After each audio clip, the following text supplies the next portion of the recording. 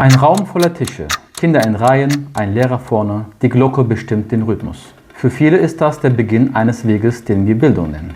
Man sagt, Schule bereitet uns auf das Leben vor. Doch was, wenn sie uns in Wahrheit nur auf das System vorbereitet? Ein System, das nicht fragt, wer bist du, sondern funktionierst du. Denn hinter der Fassade von Wissen und Fortschritt verbirgt sich eine Geschichte, die selten erzählt wird. Eine Geschichte von Kontrolle, von unsichtbaren Regeln und von Interessen, die größer sind als das Klassenzimmer. Und genau diese Geschichte wollen wir enthüllen. Man sagt, Wissen ist Macht. Doch wer bestimmt, welches Wissen wir lernen und welches nicht? Die Schule, wie wir sie kennen, ist kein uraltes Naturgesetz. Sie ist ein Konstrukt, ein Werkzeug. Und jedes Werkzeug hat einen Schmied. Im 19. Jahrhundert erhob sich Preußen aus den Trümmern der napoleonischen Kriege. Das Land brauchte Disziplin, Ordnung, eine Armee aus gehorsamen Bürgern. Und so entstand das preußische Schulsystem. Das erste moderne Pflichtschulsystem der Welt. Kinder saßen in Reihen. Ein Lehrer vorne, das Lineal in der Hand, ein Stundenplan im Kopf. Jede Stunde begann und endete mit der Glocke, wie Schichtarbeit in einer Fabrik, wie Befehle in einer Kaserne. Das Ziel war klar: Gehorsam üben statt frei denken, Befehle befolgen statt Fragen stellen, pünktlich, diszipliniert, funktional werden. Dieses Modell wirkte. Es brachte brauchbare Untertanen hervor. So sehr, dass Länder in aller Welt es übernahmen, von Europa bis Amerika.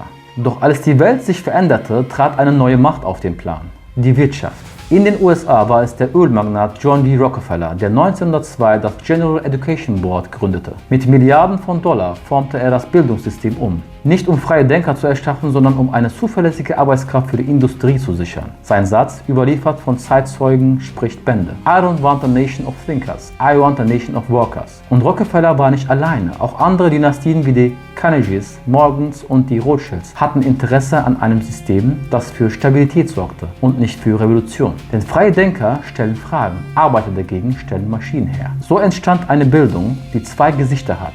Nach außen Fortschritt, Chancen, Aufstieg. In Wahrheit Gehorsam, Funktionieren, Berechenbarkeit. Kinder lernten zu lesen, aber nicht, wie man hinterfragt. Sie lernten zu rechnen, aber nicht, wie man das System, das sie ausbeutet, durchschaut. Sie wurden vorbereitet, pünktlich zu erscheinen, still zu sitzen, ihre Arbeit zu erledigen und am Ende den Kopf zu senken. Während Rockefeller in Amerika Schulen finanzierte, um Arbeiter hervorzubringen, gab es im Osmanischen Reich ein völlig anderes Denken. Die Enderun-Schulen nahmen Kinder auf und prüften, wo ihre Stärken lagen. Ein begabter Musiker wurde Musiker, ein begabter Stratege wurde Heerführer. Ein Denker konnte zum Großvezier aufsteigen. Das war kein Modell für alle gleich, sondern für jeder nach seiner Fähigkeit. Ein Kontrast, der zeigt, es hätte auch anders kommen können. Das Vermächtnis der verborgenen Architekten lebt weiter. Noch immer sitzen die Kinder in Reihen. Noch immer klingelt die Glocke. Noch immer bestimmt ein System, was sie lernen und was sie nicht lernen. Und noch immer gilt, wir sollen funktionieren, aber nicht zu viel hinterfragen. Wenn wir heute an Schule denken, sehen wir automatisch dieselben Bilder. Tafeln, Stühle, Lehrer, Bücher, Noten. Doch das ist nur eine Form von Bildung und sie ist erstaunlich jung. In den großen Kulturen und Reichen der Vergangenheit sah Lernen ganz anders aus. Osmanisches Reich. Die Talente zählen. Im Osmanischen Reich gab es die berühmten Enderun-Schulen. Hier wurden nicht alle Kinder mit demselben Standardmodell geformt. Stattdessen prüfte man, wo liegt die Begabung dieses Kindes. Ein mathematisch starker Junge konnte Beamter oder Architekt werden. Ein musikalisch begabter Schüler wurde in Musik und Kunst gefördert. Ein körperlich talentierter Junge wurde im Militär großgezogen. Ein strategisches Genie konnte bis zum Großvezier aufsteigen, dem zweithöchsten Amt nach dem Sultan. Das Ziel war nicht Uniformität, sondern Nützlichkeit durch Individualität. Nicht alle lernen das Gleiche, sondern jeder lernt das, wozu er geboren ist. Ein System, das bei aller Härte zumindest die Talente ernst nahm. Griechenland.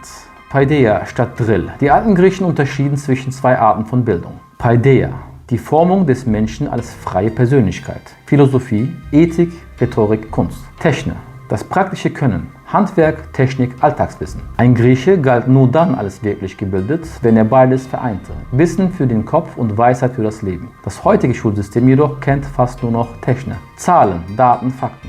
Die Paideia, die Bildung zur Persönlichkeit, ist nahezu verschwunden. Indigene Völker lernen durch Leben. Bei den Maya, den Inkas oder den Aborigines Australiens war Schule kein Gebäude. Die Natur war das Klassenzimmer. Kinder lernten, indem sie die Älteren beobachteten, indem sie Rollen übernahmen, indem sie Fehler machten. Ein Jäger brachte seinem Sohn bei, Spuren zu lesen. Eine Heilerin zeigte ihrer Tochter, welche Pflanzen heilten und welche töteten. Geschichten am Feuer gaben Wissen über Ahnen, Moral und Überleben weiter. Hier ging es nicht darum, Prüfung zu bestehen, sondern das Leben zu bestehen. Indien, das Gurukula-System. Im alten Indien lebten Schüler im Haus des Lehrers, im sogenannten Gurukula-System. Sie lernten nicht nur Fächer, sondern Lebenskunst, Meditation, Ethik, Spiritualität, Musik. Bildung war hier ein ganzheitlicher Weg. Kopf, Herz und Seele zugleich. Der Kontrast. Und so sehen wir. Während im preußischen oder amerikanischen Modell alle Kinder gleich gemacht werden, förderten andere Kulturen die Einzigartigkeit. Während unsere Schule auf Gehorsam baute, setzten andere Systeme auf Selbstentfaltung. Die Frage, die bleibt, warum hat sich gerade das Modell durchgesetzt, das am wenigsten Menschen und am meisten System hervorbringt? Wir glauben, Kinder lernen in der Schule Mathematik, Grammatik und Geschichte. Doch das sind nur die offiziellen Fächer. Die eigentliche Lektion ist unsichtbar und sie wirkt umso stärker. Man nennt es das heimliche Curriculum. Das, was Schüler lernen, ohne dass es je im Lehrplan steht. Lektion 1. Gehorsam. Die erste Lektion beginnt mit der Glocke. Sie sagt dem Kind, dein eigener Rhythmus zählt nicht. Du folgst dem Takt des Systems. Ein Kind, das vertieft in ein Thema ist, muss sofort aufhören, sobald es klingelt. Nicht, weil das Lernen vorbei wäre, sondern weil die Zeit vorbei ist. So lernen Kinder. Nicht das Interesse bestimmt, was du tust, sondern das Signal. Lektion 2. Anpassung. Kinder lernen schnell, dass nicht Wissen belohnt wird, sondern Konformität. Wer die richtige Antwort auswendig aufsagt, bekommt eine gute Note. Wer zu viele Fragen stellt, gilt als Störenfried. Die Botschaft: folge der Norm oder du wirst sanktioniert. Lektion 3. Konkurrenz. Schule teilt Kindern in gut und schlecht mit Noten, Ranglisten, Zeugnissen. Sie lernen. Dein Wert ist vergleichbar, messbar, besser oder schlechter als der Wert der anderen. So entsteht Konkurrenz. Rivalität, Druck. Anstatt dass Kinder gemeinsam lernen, lernen sie gegeneinander. Lektion 4. Abhängigkeit. Die Lehrer sind die Autoritäten. Sie entscheiden, was richtig und was falsch ist. Sie bestimmen, ob dein Wissen zählt oder nicht. Ein Kind lernt, Wahrheit kommt nicht aus dir selbst, sie wird dir von oben gegeben. Lektion 5. Schweigen. Das vielleicht mächtigste ist das Schweigen. Es gibt unzählige Dinge, die nie erwähnt werden. Wie man Geld wirklich versteht, wie man mit Emotionen umgeht, wie man frei denkt, zweifelt, hinterfragt. Das Unsichtbare prägt mehr als das Sichtbare. Die unsichtbare Ernte. Und so, nach Jahren der Schulzeit, tritt ein junger Erwachsener hinaus in die Welt. Er kennt Formeln, Daten, Jahreszahlen. Aber tief in ihm sitzt etwas viel Wichtigeres. Er weiß, wenn er still sein soll. Er weiß, wie man Anweisungen befolgt. Nicht der Mensch ist gereift, sondern das System.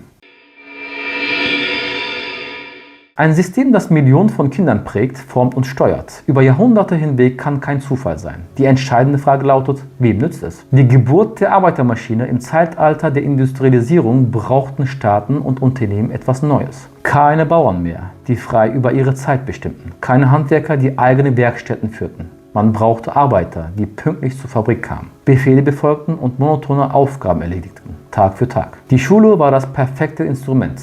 Sie gewöhnte Kinder daran, stundenlang still zu sitzen. Sie trainierte sie, auf Glocken zu reagieren. Sie lehrte sie, Autoritäten nicht zu hinterfragen. Sie bereitete sie nicht auf das Leben vor, sondern auf die Fabrik. In den USA war es John D. Rockefeller, der die Richtung vorgab. Mit der Gründung des General Education Board 1902 wurde die Bildung in großem Stil industrialisiert. Seine Stiftung pumpte Millionen in Schulen. Doch das Geld kam mit Bedingungen. Ähnlich wirkten auch die Carnegie-Stiftung. Andrew Carnegie, Stahlmagnat und einer der reichsten Männer seiner Zeit, finanzierte Lehrpläne, Bibliotheken und Universitäten. Doch sein Ziel war nicht die Befreiung der Menschen, sondern die Sicherung einer Gesellschaft, die seine Industrie stützte. Freidenker, Rebellen, Visionäre, sie störten. Gehorsame Arbeiter dagegen hielten die Maschinerie am Laufen. Auch die Staaten selbst profitierten. Eine Bevölkerung, die lesen, schreiben und rechnen konnte, war nützlich für Verwaltung und Steuern. Eine Bevölkerung, die Disziplin und Gehorsam gelernt hatte, war nützlich für Armeen und Kriege. In Preußen hieß es offen, die Schule soll brauchbare Staatsbürger formen. Brauchbar bedeutete treu, gehorsam, pflichtbewusst, nicht kritisch, frei oder selbstbestimmt. Auch heute sehen wir, wie nützlich das ist. Schulen lehren kaum Finanzbildung. Die Menschen bleiben abhängig von Banken. Schulen lehren kaum Medienkompetenz. Die Menschen glauben, was man ihnen sagt. Schulen lehren kaum Philosophie. Die Menschen stellen die großen Fragen nicht. Das, was fehlt, ist genauso wichtig wie das, was da ist. Gewinnen tun Industrie, Politik, Finanzmächte. Verlieren tun die Kinder und damit wir alle. Denn statt zu freien Denkern zu werden, werden Generationen in ein Muster gezwungen. Statt ihr volles Potenzial zu entfalten, lernen sie, sich klein zu machen. Und so trägt jeder Erwachsene, der heute in einer grauen Fabrikhalle arbeitet oder in einem Büro die Uhr absitzt, ein Stück dieses Vermächtnisses in sich. Nicht nur seine Hände, sondern auch sein Geist wurde geformt. Schon als Kind, schon im Klassenzimmer.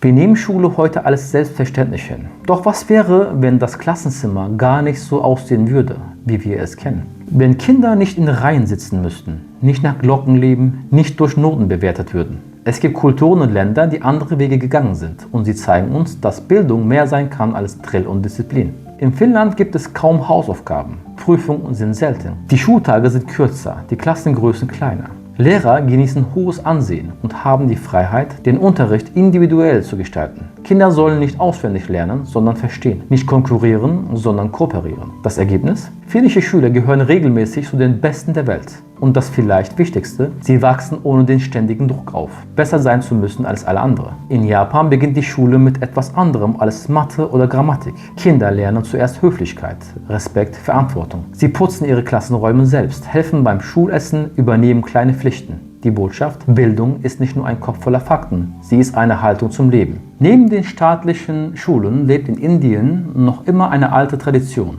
das Gurukula-System. Kinder leben mit ihrem Lehrer, lernen nicht nur Fächer, sondern Spiritualität, Ethik, Kunst und Musik, Meditation. Bildung heißt hier nicht nur den Verstand formen, sondern auch Herz und Seele. Auch im Westen gibt es Versuche, das System zu durchbrechen. Montessori-Schulen, Lernen durch Freiheit, Neugier und Selbstbestimmung. Waldorfschulen, Kunst, Kreativität, Handwerk, gleichwertig neben den klassischen Fächern. Freilernen und Homeschooling. Familien, die sagen, das Leben selbst ist die Schule. Sie alle teilen denselben Gedanken. Ein Kind ist kein Rohling, den man in eine Form presst, sondern eine Persönlichkeit, die sich entfalten will. Diese Beispiele zeigen, Schule muss nicht Drill sein. Lernen muss nicht Angst machen. Bildung kann auch Freude, Neugier und Freiheit bedeuten. Doch solange das alte Modell dominiert, bleibt die Frage, warum erlauben wir nicht mehr Vielfalt, mehr Menschlichkeit? Warum halten wir so starr an einem System fest, das uns klein macht?